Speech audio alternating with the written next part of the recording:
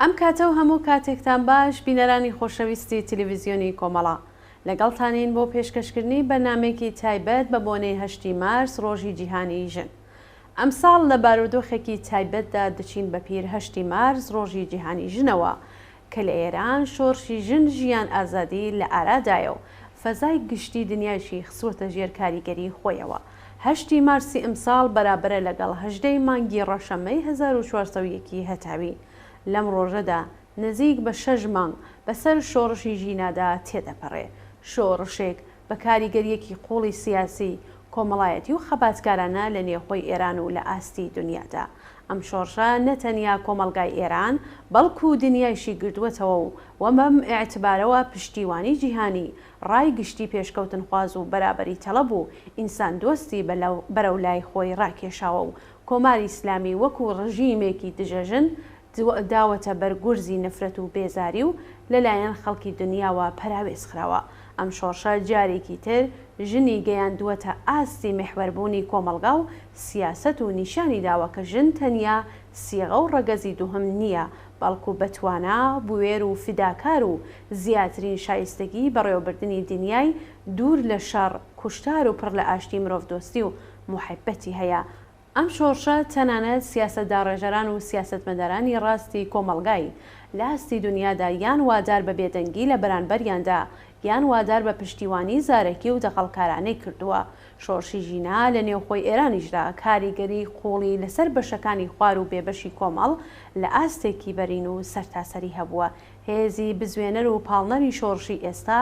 ژنان و لاوانێکی پرشۆڕ و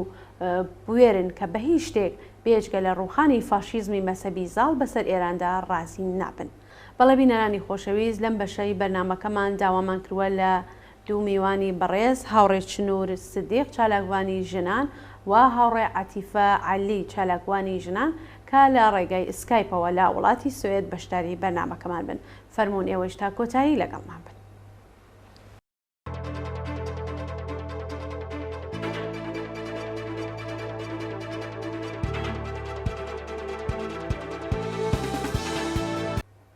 بەڵێ هاوڕێ چنوور سدیق چالاکوانی ژنان، هاوڕێ عەتیفە عەلی چالاکوانی ژنان، زۆر بەخێر بێن بۆ بەرنامەی تایبەتی 8 مارس و هەروەها پیرۆزبایی 8 مارسان لە یەکەم و زۆر بەخێر بێن. زۆر سپاس بۆ ئێوەش. زۆر بەخێر بێن و سپاستانەکەم. هاوڕێ چنوور، سەرەتا پرسیارەکانم لە جنابتانەوە دەست پێ یەکەم. ئێوە وەکو ژنێکی چالاکوان لە ئەرسەی ژنان لە هەرێمی کوردستان ئەگەر بتانەوێ خەباتی ژنان لە باشووری کوردستان باسکەن و هەڵی بسەنگێنن، ئەو خەباتە چۆن هەڵدەسەنگێنن؟ زۆر سپاستانەکەم. سڵاو و ڕێز بۆ سەرجەم بینەرانی تەلەڤیزیۆنی کۆمەڵە. ئەم کاتە و هەموو کاتێکتان باش بێت. سەرەتا زۆر سپاسی تەلەڤیزیۆنی کۆمەڵە، هاوڕێبوون ناز و سەرجەم کارمەندانی تەلەڤیزیۆنەکەم بۆم چاو پێکەوتنە. پیرۆزبایی گەرمی خۆم بە بۆنەی 8 مارسەوە لە سەرجەم ژنان و پیاوانی ئازادی خوازی سەراپەی جیهان بەگشتی و ژنان و پیاوانی ئازادی خوازی هەر چوار پارچەی کوردستان بە تایبەتی و زۆر تایبەتمەندتریش لە ژنان و پیاوانی ئازادی خوازی سەراسەری ئێران و ڕۆژهەڵاتی کوردستان و شۆڕشی ژینا ژن ژیان ئازادی دەکەم. سەری ڕێز و نەوازش بۆ سەرجەم شەهیدانی شۆڕشی ژینا ژن ژیان ئازادیدا ئەنەوێنم. چەپکەگوڵی خۆم پێشکەش بە ڕۆحی پاکی هاوڕێکستان خەباتگێڕی هەر چوار پارچەی کوردستان دەکەم. ئازیزان، من تەنهامەیە بە کورتەباسێکی زۆر مێژووی زۆر بەسەریعی بە خەبات و دەستپێکردنی خەباتی ژنان لە پێناوی بەرابەریدا بکەم. ئەگەر ئێمە چاوێک بە جیهاندا بخشێنین بۆ یەکەم جار سەرهەڵدانی خەباتی ژنان کە لە دێر زەمانەوە بە تایبەتی لە وڵاتانی سەرمایەدارە دەستی پێکردووە، خۆی بینیوەتەوە لە ئەخیر خۆپیشاندانی کارگەیەک یەکێک لە شارەکانی ئەمریکایە کە مانگرتنیان کرد ژنان بۆ داواکردنی بەرابەری و حقوقی زیادە و ئەمانە لە بەرامبەرە خاوەن کارگەکە هەستا بە سووتانی کارگەکە. زۆرێک لە ژنان لەو کاتەیە شەهید بوون، زۆریشیان بڕینار بوون. بەرامبەر بەمە لە ساڵانی 1970 بۆ 1970 لە هەمان کادا ڕێکخراوی یا بڵێن حرەکەتی سۆسیالیست لە ئەڵمانیا زۆر بەقووت بوو. ژنانیش لەو حرەکەتەیە جێدەستێکی باشیان دیار بوو لە پێشڕەوایەتی هەمویانە کلارا زیکتین، ئەلکساندەر کۆلۆنتای، ڕۆزار لۆکسۆمبەرغ، ئەمانە بە هەمویانەوە توانیان ڕێکخراوێک یا بڵین کەمپینێکی سەراسەری بۆ ژنان دروست بکەن و ڕۆژی 8 مارسیان بۆ ڕۆژە ڕاگەیان کە بێتە ڕۆژێکی ئەنتەرناشناڵ بۆ هەموو جیهان بەرامبەر بە خەباتی ژنان بۆ بەرابەری یەکسانی و دەستکردنەوەی دەنگی ژنان. جاگەر ئێمە بینە سەر کوردستانیش بۆ خۆمان هەمومان ئاگادارین کە خەباتی ژنان لە هەر چوار پارچەی کوردستانە بوونی هەبووە بەرامبەر بە دەسەڵاتدارانی داگیرکەر و سەرمایه‌دار بە شێوازی جۆرا و جۆر. ئەگەر ئێمە سەیری باشووری کوردستان بکەین بە حەفسەخانی نەقیب و عادیلە خان و ئەمانەوە هەرچەندە دەسەڵاتی ئەمانە دەسەڵاتێکی زۆر پیاوانە بووە لە کاتی حکومڕانی ئینگلیز لە عێراق و کوردستانە، خۆیان وەکو پیاوێکی بەهێز پیشانناوە، بەڵام هەرچەندە هەر بە خەباتێکدا ئەندێ ژن وجودی هەبووە، یاخود شەید لەیلا قاسم. ناتوانین خۆشمان هەڵوێرین بە هیچ شێوەیەک لە خەباتی چەکدارانەی گەریلای ژن و پیا لە باکووری ژن و کچان لە باکوور و ڕۆژئاوای کوردستان کە دەور و نەخشێکی زۆر کاریگەریان هەبوو هەیە بەردەوامە و چەندین شەهیدیان ناو بەرامبەر بە داگیرکەرانی ڕۆژئاوا و باکوور. ئەگەر بینە سەر ڕۆژهەڵات و باشوور، من بۆ خۆمی تێکمنەوەوانە لە چەندین کۆبنەوە و چاوپێکەوتنە ئاماژەم پێکردووە چێت کۆبنەوەی ڕادیۆیی ببێ و تەلەڤیزیۆنی بێ ئاماژەم بەوە کردووە بە دەور و تەئسیری ژنانی کۆمەڵە لە ڕۆژهەڵاتی کوردستانە، دەور و نەخشیان لەسەر باشووری کوردستان. چونکە بەڕاستی ئێمە وەکو کۆمەڵی ڕەنجەران کە وەکو ژنان لە خەباتی نهێنی کۆمەڵی ڕەنجەرانە بەشداریمان کردووە لە هەمان کاتیشە کۆمەڵە لە ڕۆژهەڵاتی کوردستانە وجودی هەبووە، بەڵام ئەو خەباتە نهێنی کە ئێمە کردمانە پاشان کە چونێتە شاخ بووە حرەکەی چەکداری بەشداری بکەین لەگەڵ پیاوانە لە حرەکەی چەکداریە، ئێمە نەمانتوانی ئەو دەور و نەخشەمان هەبێت کە ژنانی کۆمەڵە هەیان بۆ لە ڕۆژهەڵاتی کوردستانە، چونکە ئێمە کاتێکە چونێتە حرەکەی چەکداری، چونێتە شاخ بۆ حرەکەی چەکداری کە بەشداری کردمان تەنها توانیمانە لە بەشی ڕاگەیاندن یاخود نەخۆشخانەکان کار بکەین یاخود پشتگیری لە پێشمەرگەکان بکەین بەو شێوازەی کە توانیمانە. بەڵام ژنان لە ڕۆژهەڵاتی کوردستانە جگە لە خەباتی نهێنیان کە چەندین شەهید و زیندانیان ناوە لە حرەکە چەکداریەکە شاشان بەشانی پیا و چەندین شەهیدیان ناوە، چ لە شۆڕشەکانی یا بڵین لە ناکۆچیەکانی نێوان حیزبە کوردستانیەکانی ڕۆژهەڵاتی کوردستانە بووە یاخود بەرامبەر بە ڕژێمی جمهوری داگیرکرد بووبێت چەندین شەهیدیان شان بەشانی پیاوان ناوە و دەور و نەخشیان هەبووە، وەکوشن دەور و نەخشی کاریگەریان هەبووە لەسەر ئێمە وەکو ژنانی باشووری کوردستان و توانیویانە ئەو حرەکە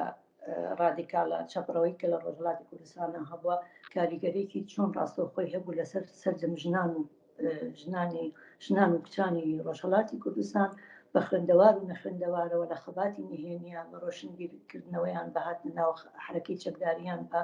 بەشداریکردنیان چۆن ئەو دەور و تەئسیریان هەبوو، دەور و تەئسیری واشیان هەبوو لەسەر حرەکەی ژنان لە باشووری کوردستانە. چونکە وەکووتم ئەم حرەکەی کە لە ڕۆژهەڵاتی کوردستانە هەبوو بە تایبەتی کۆمەڵە لەبەرەوەی حرەکەیەکی چەپی ڕادیکالە دەور و نەخشێکی هەبووە، هەر ئەم درێژبوونەوە و هەستانەوەی شۆرشی ژیناش کە ئێستا دەستی پێکردووە درێژبوونەوەی هەمان خەباتی ڕادیکالی چەپڕەوانەیە کە ئیتر لە ئێستاە لەگەڵ هاوڕێ عەتیفە و بە یارمەتی هاوڕێ گوڵناز بابەتەکە دەوڵەمەندترەکەی. زۆر سپاسنامەکەم بۆم بژێ. بەڵێ زۆر سپاس هاوڕێ چنۆر، زۆر سپاس دەکەم. هاوڕێ عەتیفە بەخێر بێن، چون یەکەم پرسیار لە هاوڕێ چنۆرمان کرد بە خێراتنیەوەکەین دووبارە و زۆر سپاس دەکەم کە بەشدار بووی. خۆشتان نزانن کە ئێستا شۆڕشی ژن ژیان ئازادی یا شۆڕشی ژینە خەریکە 6 مانگ تێپەڕ دەکات. ئێوە ئەگەر بتانەوێ باسکەن لەوەی کە ئەم شۆڕشە ئێستا لە چه ئاستێکدایە، وەکو خۆتان باسیکەن چۆن دەڕوانن بەم شۆڕشات کە تا ئێستا هاتووە و پێتان وایە لە چه ئاستێکدایە؟ زۆر سپاس بۆ ئەوەی کە توانیم بەشدار بم لەم بەرنامەیەدا. سپاسی ئێوەی عەزیز و هەموو هاوڕێیانەکەم و ڕێز و سڵاوم هەیە بۆ هەموو بینەرانی تەلەڤیزیۆنی کۆمەڵە هەر لێرەوە لە دوورەوە لە تەراوگەوە لە غەریبی سەری ڕێز و نوازەش دانوێنم بۆ هەموو ئەو کەسانەی کە لە ڕێگای ئازادیدا گیانیان بەخت کردووە و بەتایبەت لەم شەشمانگەی ڕابردوودا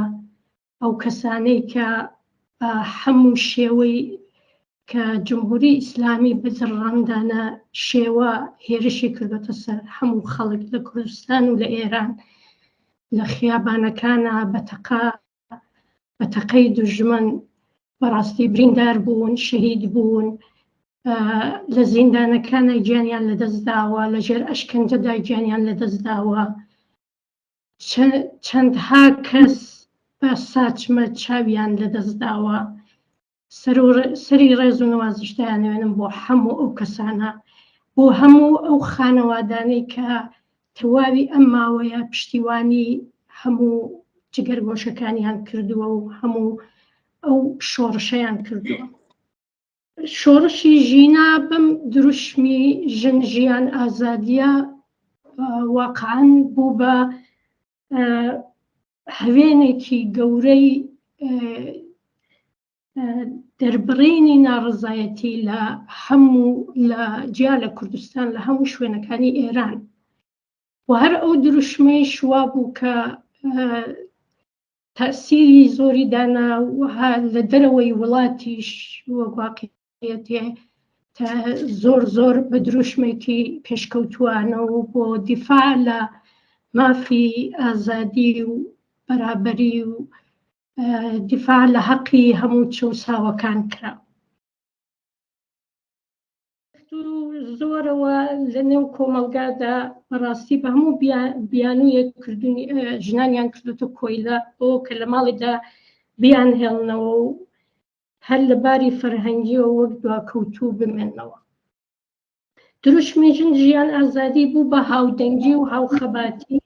هەموو خەڵکی ئێران بە گشت چین و توێژەکانیەوە و لە هەموو دنیا دەنگیدایەوە و پشتیوانی خەڵک لەم شۆڕشە نیشانیدا کە ئازادبوونی ژنان لە هەر کۆمەلگایەک ئازادی مرۆڤایەتیە. کۆماری ئیسلامی لە هەموو ماوەی دەسەڵاتیدا هەوڵی داوە فەرق و جیاوازی لە نێوان نەتەوەکاندا ساز بکات، بەڵام ئەم ئاخێزە توانیوێتی بەر بەو سیاسەتە تەفرەقە بگرێت و ئەو دروشمانەی وەکو کوردستان چشمە چراغی ئیران و یان ئەز زاهدان تا کوردستان، ئەز ئازەربایجان تا کوردستان ئێتحاد ئەوانە هەموو بووە بە بەڕاستی شۆڕشێکی گشتی لە هەموو ئێران. ئەم شۆڕشە تەنیا بە خەباری ژنان نەبەستراوە، بەڵکو بوو بە شۆڕشی جوانان، هەژاران، بێکاران و هەموو چین و توێژە جیاوازەکانی کۆمەلگا و هەموو خەڵکی پشتیوانیان لێ کرد. پشتیوانیەکان زۆرتر بە شێوەیە ئەو ئاعتسابە عمومیانەی کە لە سەرەتاکاندا لە کوردستان چەندین جار لە هەموو شارەکان اعتسابات کرا، دوایە هەموو اعتساباتی کەسەبەکان لە تاران، کرێکارەکان، هونەرمەندان، ڕووناکبیران، نووسەران، وەرزشوانان، ئەوانە هەموو وەگواقعێتێ لە ماوەی 6 مانگەدا بەردەوام پشتیوانیان لە ئەو شۆڕشە کردووە. بەڵێ زۆر سپاسە هاوڕێ عاتیفە، حتمەن بۆ پرسیاری تر تێمە وڵاتان. هاوڕێ چنوور، ئەگەر بتانەوێت دەور و نەخشی ژنان لەم شۆڕشەدا ببینن چۆن باسیەکەن، چون خۆتان نەزانن کە ئەم شۆڕشە چەخماخەکەی لە کوردستانەوە و لێدراوە لەوێەوە بەدەستی ژنان و بە دروشمی ژن ژیان ئازادی ڕێکەف. ئەگەر بتانەوێت دەور و نەخشی ژنان باسکەن چۆن باسیەکەن؟ دەور و نەخشی ژنان لە دەستخۆش هاوڕێگیان، دەور و نەخشی ژنان لە سەرانسەری ئێرانە دەورێکی زۆر بەرچاو و بەهێزە، چونکە هەروەکو خۆش ئاماژەت پێکرد ئەم چەرخە ئەم ڕووناکیە لە ڕۆژهەڵاتی کوردستان و لە کوردستانەوە دەستی پێکرد و سەراسەری ئێرانی گرتەوە، بەڵام ئەم چەخماخەیە ئەم ڕووناکیە وای لێ هات کە ژنی با بڵین فارس و بەشەکانی تریش تورک و ئەرمەنی و ئەوانەی کە لە ئێرانە وجودیانەیە یعنی متمانەیەکی وایان بە خۆیان کردووە، نە ترس نە هیچ شتێک، نە زۆرداری، نە ئەو هەموو زۆری کە ئێرانێکە کاریان تێناکە. هەر بۆ ئەو مەبەستە ئەم شەو لە تەلەڤیزیۆنی سویدیا کەناڵی 4 سەعاتدا شەوانە بەشێکی هینپشانەیە، بەشێکی لە خۆپیشاندانەکان و بەکوێ گەشتووە لە ئێرانە. یەکێک لە راپۆرتەکان ئەو بوو سەعات دەیشە و ژنێکی فارس بوو، تەڵان هەر پشتەکەی پیشانەیە دەموچاوی پیشانەیە، باسی قوتابخانەکانیان نەکرد. ئەو نوێنەرەی تەلەڤیزیۆنی 4 چوو بوویە قوتابخانەکانی، پێم وایە تاران بوو، چوو بوویە 1-2 قوتابخانە، ئەنجا ژنەکە دایکی یەکێک لە مناڵەکان قسەیە کرد، یعنی زۆر بە شانازیەوە قسەیە کرد، ئەڵێ ئەو هێزەی کە من تیامایە لە چاوی شۆرشی ژینایە خوازم، ئەوە 1-2 هەمینیشی وتی من نامەوێ مناڵەکانم وەکو خۆمیان لێ لە قوتابخانەکەمی جمهوری ئیسلامیە کە زۆر مێشکیان شت بووینەوە، شتی خراپیاتیان قسبوویە مێشکمانەوە، بۆیە داواکارم لە هەموو دایک و باوکان بەخۆشمەوە هەوڵ بدەین مناڵەکانمان زیاتر لە قوتابخانە حکوومیەکانە دەربکەین و بخەینە قوتابخانە تایبەتەکان، بۆی مناڵەکان کە گەشتنە قۆناغی 15 و 16 ساڵ خۆیان بتوانن بڕیار بن، ئایا لایەنی دینی هەڵەبژێرن هەڵی نابژێرن، ئازاد بن. مەبەستم ئەوەیە ژنانی سەراسەری ئێران، ژنانی کوردستان و ڕۆژهەڵاتی کوردستان خۆیان هەر کەسانێکی ئازا و بەتوانە و جەربەزە بوون، بەڵام ئەم چرخە، ئەم ڕووناکیە، ئەم شۆڕشە هەموو ژنانی تووشی ئەوە کرد کە بتوانێت متمانەی بەخۆی هەبێ، کە بتوانێت ترس و دڵەڕاوکی لە خۆیان دەربکە، کە بتوانێت زۆر بە ئازادانە و بە ئازایانە ڕای خۆی دەرببڕێ بەرامبەر بەو ڕژێمە داگیرکەرە داپلۆسێنەرە. لەبەرەوە ئاستی ژنانی زۆر بەرز کردەوە ئەم شۆڕشە. بەڵای زۆر سپاس. هاوڕێ عاتیفە ڕای ئێوە چییە؟ دەور و نەقشی ژنان چۆن دەبینن؟ منیش پێم وایە هەرو جۆرەیە هاوڕێ چنوور باسی کرد، ئەم دەور و نەقشی ژنان یەکجار زۆر بووە، ڕۆڵی سەرەکییان هەبووە لە هەموو لەم ساڵانەی دواییدا. وەک واقعەتێ ژنان زۆر هەوڵیان داوە کە بە هەموو شێوەیەک دژ بەو ناعیداڵەتیانەی کۆماری ئیسلامی ڕاوەستن، بەڵام دەسەڵاتی ئیسلامی چەندین دەورە ئاعترازاتی و ناڕەزایەتیەکانی هەر سەرکوت کردووە، وەلێ ئەم دەورە کە ژنان نەقشیان بووە وەک واقعەتێ زۆر سەرکەوتوتر بووە و ناڕەزایەتیەکان درێژەی بووە. ئەوە زۆر زۆر گرنگە، چونکە ئەگەر باس لە زۆر جار ناڕەزایەتی بووە لەسەرەوەی دژ بە حجابی کچان، مەسەڵەن نەگە ئەوانەمان کە لە بیرە کچان لە خیابانەکانی تاران حجابیان فرەدا بە ناوی وەک هین ئەوەی فرەدانی ڕووسەری، دوایە دختەری ئابی، دوایە کچانی خیابانی ئینقلاب، ئەوانە هەموو لە دەورەهایەکی مشخصە ماوە بووە، بەڵام ئەوانە هەموو جارێکیش ماوەیەکی کورت بووە و دوایە تەواو بووە. بەڵام ئێستا وەک واقعەتێ ئەم دەورەی شۆڕشی ژینە لە دوای ئەو جەرەیانی ناشتنی ژینای ئازیز لە سەقز، وەختێک هەموو ژنەکان ڕووسەریەکانیان فرەدا و پشتیوانی هەموو خەڵکی سەقز زۆر زۆر تەسیری بوو. هەر لە دوای ئەوەی شەوە بوو کە ئەم بوو بە وەک واقعەتێ چۆخماخەیەک کە لێدرا لە سەقزەوە و گەیشتە هەموو شارەکانی کوردستان و ئێستش واقعەتێ ژنان زۆر بە قورس و قایمتر بە ئاعتماد بەخۆ بوون، زۆرتر هەوڵەدەن لە هەموو بەرگری بکەن لە هەموو مافەکانی خۆیان. بەڵای زۆر سپاس هاوڕێ عاتیفە. هاوڕێ چنوور، ئەگەر بتانەوێ بارودۆخی بزوتنەوەی ژنان بە کولی باسکەن، بارودۆخی بزوتنەوەی ژنان ئێستا چۆن دەبینن؟ مەبەست لە ڕۆژهەڵاتە بە کولی ئەگەر بتانەوێت لەسەر بارودۆخی بزوتنەوەی ژنان قسە بکەن چۆن هەڵی دەسەنگێن؟ ئایا بارودۆخی بزوتنەوەی ژنان ڕوو بە باشی چوە بارودۆخەکە یان خراپتر بووە؟ مەبەستمەوەیە. بەڵێ بەڕاستی هەروک خۆشە ئاماژەت پێکرد ئینکاری لەوە ناکرێت کە بارودۆخی ژنان بە شێوەیەکی گشتی لە سەراپای جیهانە بەرەو باشی ئەڕوا بەرەو ڕێکخراوە بوون ئەڕوا لە هەموو بوارە جۆرا و جۆرەکانە. هەروکو خۆشەوتە لە مەسلەی خەتەنەکردنا لە مەسلەی زۆر بڵێن لە کوردستانە تونند و تیژی بەرامبەر بە ژنان کە لە دوایە لە کوردستانیشا بە ماوەی هەفتەیەک لە مانگی 11 پێم وایە هەفتەیەکی بۆدانین لە سەراسەری جیهانە حرەکەتەکە وا چۆتە پێشەوە. هەموو ئەو کێشانەی کە ڕوبەڕووی ژنان بۆتەوە لە ساڵانی ڕابردووە هەمویان خاڵ بە خاڵ حرەکەتیان بۆ کرێ و خۆپیشاندانی بۆ کرێ وای لێکەن بە جیاوازی وڵاتەکە لە وڵاتێکە بە وڵاتێکی کە بخرێتە لا گۆڕانکاری بەسەر یاساکانە بهێنرێ. وای لێ هاتووە من بۆ خۆمیێک من لەو چالاکەوانە ژنانانەی کە لە دوای بڵێن ڕاپەڕینی کوردستان هەتاوەکوونەوە سێش من ئەندامی سەرکردایەتی ئاڵای شۆڕش من بەڵام لەنەوە سیا بەگەڕانەوەی ئاڵای شۆڕش بۆ ناو یەکێتی من خۆم وازم هێنا لەگەڵ ڕێکخراوی سەربەخۆی ژنانە ئیشمانە کرد لەوێ بە هەموو ڕێکخراوە ژنانەکانی کە لە کوردستانی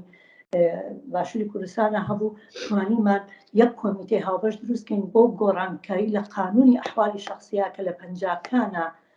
ڕژێمی بەعس و دەسەڵاتدارانی عێراقدایان نابوو. چەند گۆڕانکاریمان کرد وامان کرد لە گۆڕانکاریەکان نەک هەر لە کوردستانە گۆڕانکاری قانونەکان کرد لە عێراقی شاکرا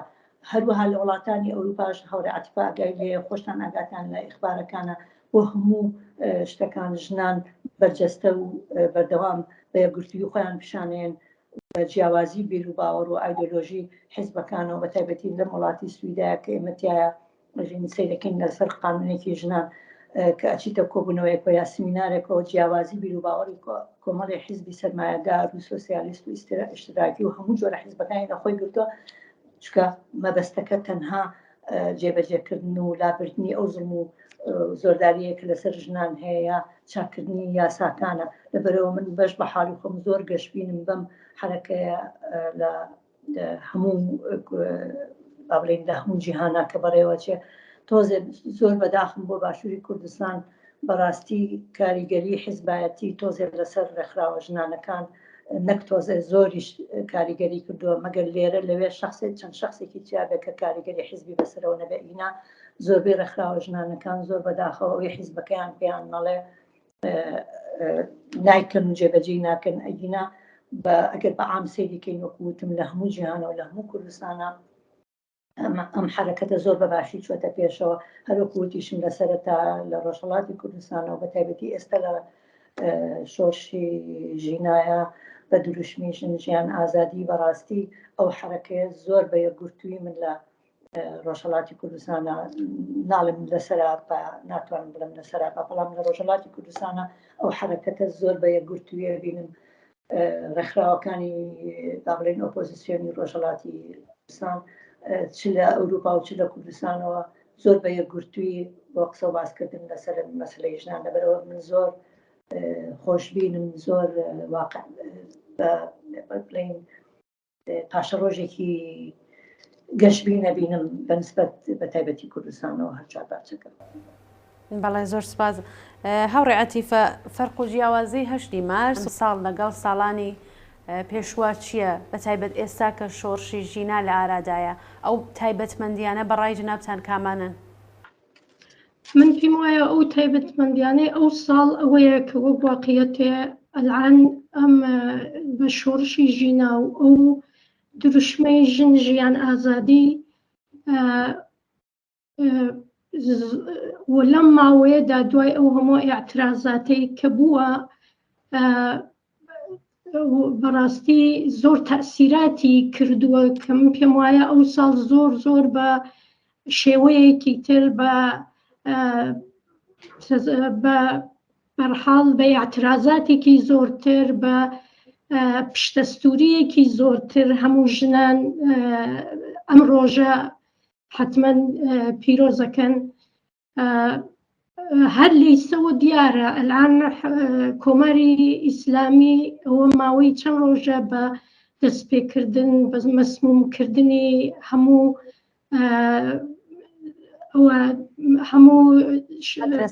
قوتابخانەکان، یعنی وەک واقعیەت هێرش بۆ سەر قوتابخانەکان، فشار هاوردن بۆ ئەوەی کە مەدرسەکان تعتیل بکەن، نێڵن کچەکان بچنەوە بۆ مەدرسە. ئەوانە هەموو کارایەکە کە من پێم وایە نیگەرانی لە ڕۆژی 8 مارس هەیە کە خۆشبەختانە ئەلان من لەم چەند ڕۆژە کە چاوم لێ کردووە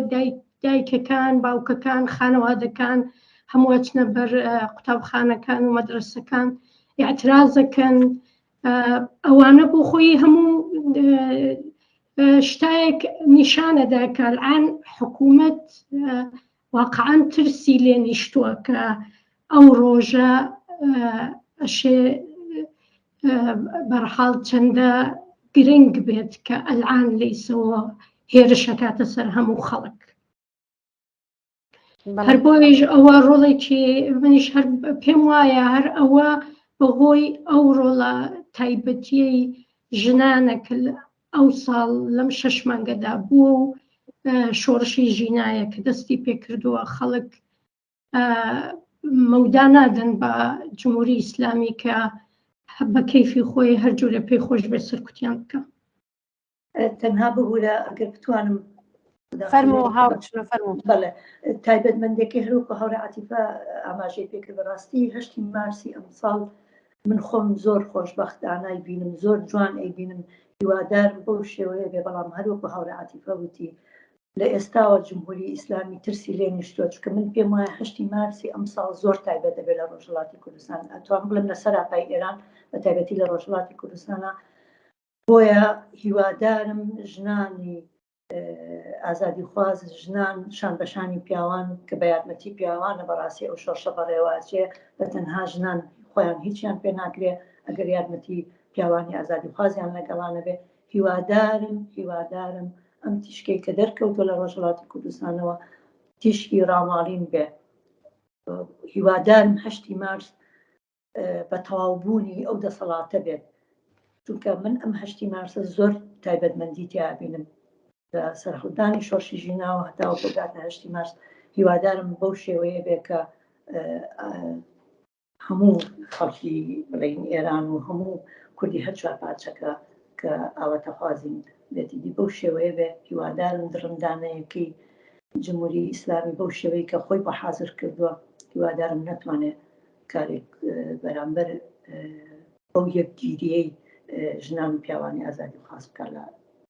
ڕۆژهەڵاتی کوردستانە. بەڵێ زۆر سپاس هاوڕێ شنوور. هاوڕێ عاتیفە، دەستکەوتەکانی خەباتی ژنان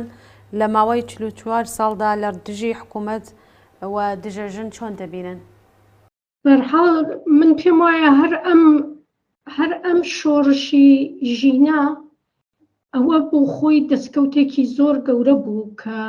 نیشانی دا بە کۆماری ئیسلامی کە ژنان لە ئەتوان لە ئێران و لە کوردستان هەر هەوڵیان داوە کە هەمیشە دژ بە ئەو کۆیلەتی و ئەو سەرکوتە شۆڕش بکەن یا مبارزە بکەن. ئەگەر بێرینەوە بیر لە 44 ساڵی ڕابردوودا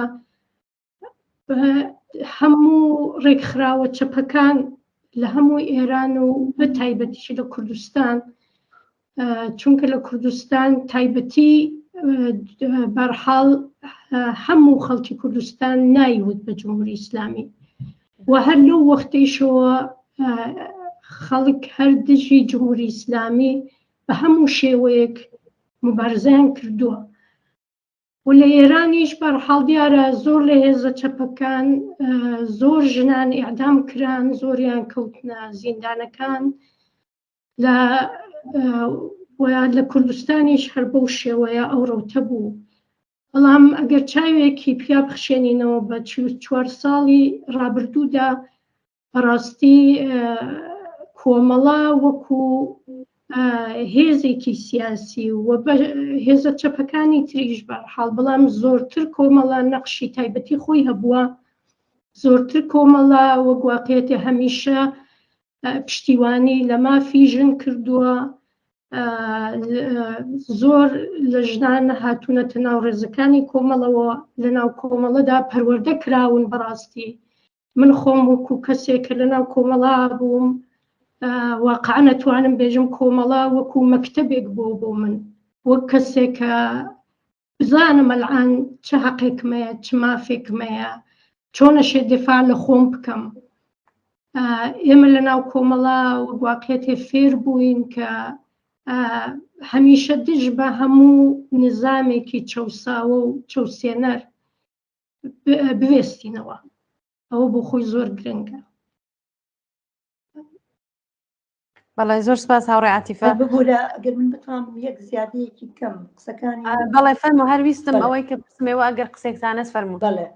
100% لەگەڵ هەموو قسەکانی هاوڕێ عاتیفام لە ماوەی ئەم 44 ساڵەیە خەباتی حرەکەی چەکداری بڵێن حرەکەی چەپی ڕادیکالی ڕۆژهەڵاتی کوردستان بە تایبەتی کۆمەڵا نەک هەر ئەو دوور تەسیری هەبووە لەسەر ڕۆژهەڵاتی کوردستان خۆی بە کچان و ژنانی خوێندەوار و نەخوێندەوارەوە کە بۆ ڕۆشنبیرکردنەوەیان وەکو هاوڕێ عاتیفە وتی قوتابخانەیەک بوو ئەو کەسانەشی کە لە لادێ و گوند و شار و شارشکەکان هاتبوون دەستی قوتابخانەیان نەگەشت بووە ئەوانەی وشیار کردەوە جگە لەوە تەسیری گرنگ وەکو لە سەرەتا باسم کرد تەسیری حرەکەی چەپی ڕادیکالی کۆمەڵا لەسەر لەشەکانی تری کوردستان بە تایبەتی باشووری کوردستان بەڕاستی ئەم 44 ساڵە جێدەستی کۆمەڵا زۆر زۆر دیار و بەرجەستەیە بە هیوای بەردەوامیان بە یەکگرتنەوەیان لەگەڵ کە لە دواییایی لەسەر ئەو باسە هیوادارم کات هەبێ بۆی بتوانین لە ئەخیرشە ئاماژەی گرنگ بە ڕۆڵی کۆمەڵە بین لەگەڵ کەسەکانی کە دەست خۆش هاوڕاتی فەرموو هاوڕێ عاتیفە. یەک خاڵی ترم لەبیر چوو باسی بکەم وەک واقعێتێ زۆر جوان لەبیرمە لە دوای چەکدارکردنی ژنان لە کۆمەڵە زۆر زۆر دەنگی داوە لە هەموو ناوچەکە یەکەم دەستە پێشمەرگەی ژنان ئەو وەختەوا بوو کە ئێمە تر ئەوان هاتن بۆ هەموو ئەمن بۆ خۆمە لە ناوچەی مەهاباد بووم هەموو ئەو کەسانە هاتن و چوون بۆ ماڵەکان لەگەڵ ژنەکان قسەمانە کرد لە هەموو ناوچەکە ئەو شوێنە ئازاد کراوەکان تەبیعەتن قسەمانە کردوانە هەموو ژنان زۆر زۆر بە گەرمی و بە دڵخۆشیەوە پێشوازیان لێکردین ئەو وەختی دوایش وەک واقعێتێ بوو بە هەر ئەوە بوو بە شێوەیەکە هەر ژنێک لە ئێرە لە شارەکان لە کوردستان تحتی فشار بووایە نەیتوانایە لە خانەوادەی خۆیان بۆ نمونە بە زۆر بیان ویستایە بە ژنی بدانە چوزانم لە ژێر فشاری خانەوادە بووایە بە هەر شێوەیەکی جیاواز تەنیا ڕێگایەکە ئیدۆزیۆ فقط ناو کۆمەڵە بوو هەر ئەو سەردەمە واقعاً خەڵکێکی ژنانێکی یەکجار زۆر هاتنە ناو ڕێزەکانی کۆمەڵەوە و دوای ئەوەیش بوو کە وردە وردە لە هەموو بەشەکانی لە هەموو ناوچەکانی کوردستانی ڕۆژهەڵات ئێمە وەگواقعێتێ دەوری چەکداریمانە هەبوو دەستمان کرد بە چوونە ناو زۆرتر کۆمەڵگا و پەلەکانە ئەوە زۆر خاڵێکی گرنگە بەڕاستی کە شێ حتمەن ئیشارەی پێ بکرێت. بەڵێ زۆر سپاس هاوڕێ عاتیفەگیان. هاوڕێ چنوور باسی دەور و نەقشی کۆمەڵی کرد من پێم وایە دەور و نەقشی کۆمەڵە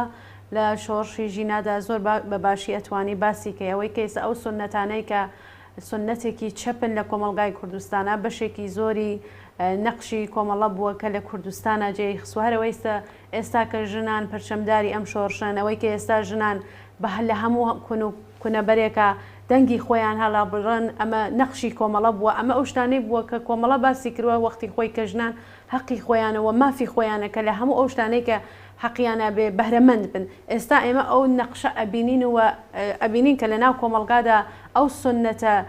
ڕادیکاڵانە چۆن ئەبیندرێت و دەور و نەخشەکان بە بەرچاوی دیارە ئێستا ئەگەر شۆڕشی ژینە لە کوردستانەوە چەخماقەکەی لێدراوە کۆمەڵە حتمما نەقشی وە لەوەی کە چۆن ئەم شۆڕشە ئەوە نیە ئێمە کە بێژین ئێمە ساحێبی ئەم شۆڕشین ئێمە ساحێبی ئەم شۆڕشەنی بەڵام ئێمە ڕەهنمودمان داوە و باسمان کردوە لەکوێ چی بکرێت بۆیە منزورمەوەیە وەکو قسەکانی هاوڕێشنور کە باسی کرد و لە تەکمێڵی قسەکانی ئەوانە دەوری کۆمەڵە و نەخشی کۆمەڵە لە ئەم شۆڕشەی ئاخردا زۆر بەرچاو بووە لە ئاحتساباتەکانە بگرە کە کوردستان شارەکانی کوردستان بە دڵنیاییەوە جواوێکی ئەرێنیان داوە بە ئاحتساباتەکان ئەمانە ئەتوانێت نەخشێکی مهم بێ کە ئەتوانین باسی بکەین. هاوڕێچنور من پرسیارێکم نەماوە ئەگەر خۆتان قسەیەک هەیە وەکو کۆتایی و بتانەوێ باسیکەن فەرموو. بەڵێ بەڕاستی من هەر لە پێش لە سەرەتا شاوتم وتم ئەم شۆڕشەی ژینا بە دروشمی ژیان ئازادی درێژ بوونەوەی ئەو حرەکەت چەپە ڕادیکاڵی کۆمەڵەیە کە پێش 44 ساڵ سەری هەڵداوە لە ڕۆژهەڵاتی کوردستانە ئێستاش زیندووبوونەوەی ئەم شۆڕشە یان بڵێن سەرهەڵدانی ئەم شۆڕشە درێژبوونەوەی ئەو حرەکەیە جە بۆیە دواد هەواکاری من ئەوەیە لە سەرجەم حیزب و ڕێکخراوەکانی ئۆپۆزیسیۆنی ڕۆژهەڵاتی کوردستان من ناتوانم قسە لەسەر هەموو ئێران بکەم بەڵام من لەسەر ڕۆژهەڵاتی کوردستانی هیوادارم خەباتی ژنان لە سەرجەم حیزب و ڕێکخراوەکانی ڕۆژهەڵاتی کوردستانە بە جیاوازی بیر و باوەڕەوە بە جیاوازی ئایدۆلۆژیۆ چکەم بۆ خۆم هەرگیز خۆم نایم لە قەرەی ئەوەی کە ئێستا کۆمەڵە بەسەر چەند بەشادا بەش بۆ من هەر ئەو کۆمەڵەیی 44 ساڵ لەمەوە پێشە بینم کە قوتابخانەیەک بوو بۆ من و دەور و تەسیری هەبوو لەسەر لەبەرەوە هیوادارم هەموو حیزب و ڕێکخراوەکان بە جیاوازی بیر و باوەڕ و ئایدۆلۆژیۆ حرەکەی ژنان لە ناویانە بە یەکگرتووی بن بە ژنان و پیاوانی ئازادی خوازەوە بە هیچ شێوەیەک لە کاتی دانیشتنا بۆ ئەوەی کە پاش ڕوخانی قسەم لەسەر پاش ڕوخانی ڕژێمی داپلۆسەنەری ئێرانی جمهوری ئیسلامی ئێرانە کە ئەگەر کۆمیتەیەک دروست ئەکرێ ئەگەر شتێک ئەکرێ لەگەڵ حیزبەکانی تری ئێرانە دانیشتنێکرێ هیوادارم بە هیچ شێوەیەک سازش لەسەر دەور و نەخشی ژنان نەکرێ لە سەر ڕۆژهەڵاتی کوردستانە چکە ئەم چەخماخەی وەکو هاوڕێ عەتیفە وەکو خۆش هاوڕێ گوڵناز ئاماژەت پێکرد چەخماخەکە لە کوردستانەوە لە سەقزەوە لە ڕۆژهەڵاتی کوردستانەوە چەخماخەکە لی داوە